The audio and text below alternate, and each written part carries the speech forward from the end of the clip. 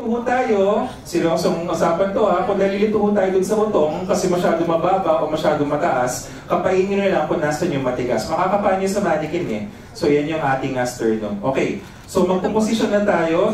Kahit anong kamay na komportable kayo, kahit kanan o kahit kaliwa, yung isa nakalagay doon, yung isa nakapatong sa kabilang kamay. At ito importante, yung ating balikat nasa ibabaw ng pasyente. Bakit po? Pag naka-atras kasi yung balikat at kulang, pag bomba, hindi maganda yung recoil. Nakikita ba yung recoil ko? Hindi pa. Can you maybe show the indicator yan? Ayan. Saan? Is it active?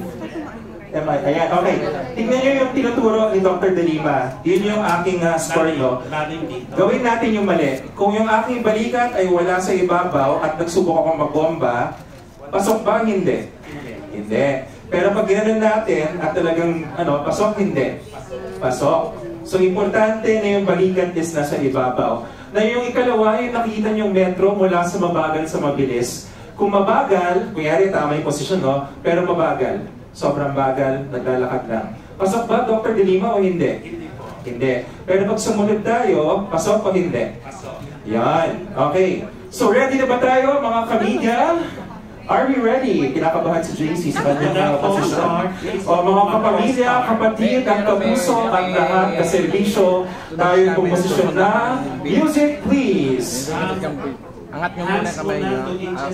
Up muna yung... Because ang mannequins po ay napaka-sensitive. Para hindi mo na matitake. Proper position. 2 inches. Ayun. Hello, Vinny. Diba?